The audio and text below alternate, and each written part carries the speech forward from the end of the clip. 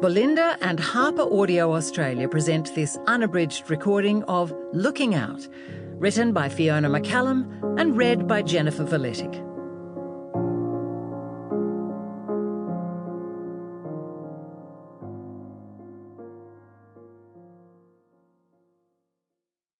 Dedication.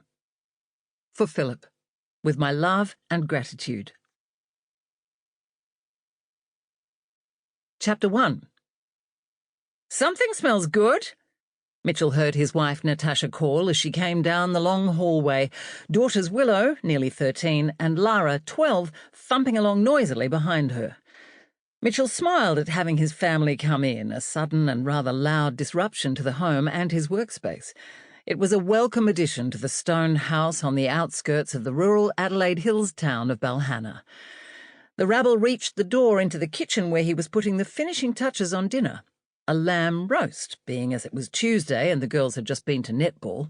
It was a tradition of theirs, but he wasn't sure it would last much longer with rising financial pressures. He shoved that aside. His family was here, and that was all that mattered right now. "Hello, darlings, how was it?" he asked, turning from the sink to smile at his daughters. Willow and Lara threw themselves onto kitchen stools with a weight more akin to sacks of potatoes rather than the lithe teenagers they were. "Okay," Willow said, returning a tired smile. "We didn't win. Got slammed." "Oh, dear, that doesn't sound good." "We had a great game. Winners, winners, chicken dinners," Lara said. "And you both played well regardless of the outcome," Natasha said. "You should have seen them, Mitchell." "Who else was there?" Mitchell asked, keen to divert the attention away from him. Yes, he should have been there. "Everyone. Monica, Anastasia, Vanessa, Miriam, the whole contingent tonight. None of the men, though." "It's pretty awesome of Monica to come when she doesn't have her own kids to watch," Lara said. "Well, she is our official photographer, so she has to," Willow said, swivelling on her stool. "But only because she was coming along anyway to support us, which I happen to think is pretty awesome," Lara said. "That's true. She is pretty awesome. We're lucky to have her as our sort of auntie." "Maybe she's hoping to meet one of the single dads," Mitchell suggested. "I think she's sworn off men full stop after trying online dating," Natasha said, hoisting the several bags of groceries she'd carried in onto the bench top. "I know, but I still think that's a pity," Mitchell said. "I do know what you mean, though. She has a lot to offer, particularly as she's such a nurturer." "Exactly. And she's very wise," Mitchell said. "A decent man would be very lucky to have her." He'd always had a soft spot for Natasha's oldest and dearest friend. As well as being warm and friendly, she was smart, funny, sensible, easy to be around, and good-looking.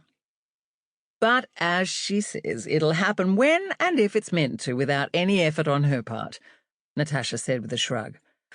"I tell you, the supermarket was bloody bedlam, wasn't it, girls?" she continued, opening the fridge to put things away. "Yep. Do you want a hand, Mum? Except I'm not sure I can get up again now," Willow said. Me too," Lara said, slumping forward onto the island's stone bench and resting her head on her folded arms. "It's okay. I'll let you off this time. You two rest for a bit." "Well, thanks for doing it. I appreciate not having to head out," Mitchell said. He sighed to himself. He was finding it harder to leave the house these days, even worse than 5 years ago when he'd started fully working from home. He used to go to all their netball games, but had stopped recently, citing too much work. No one had seemed to mind.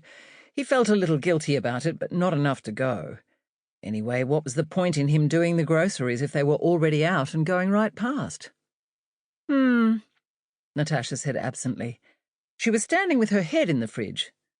"Where's the bottle of white wine?" she asked, half turning back, hand still on the door. "Over here. I've already poured you a glass. Did it when I heard the door," Mitchell said, holding out the glass. "And it's the last of the bottle. I'll bring some more up from the cellar later. I'm having a glass of red." He tried not to...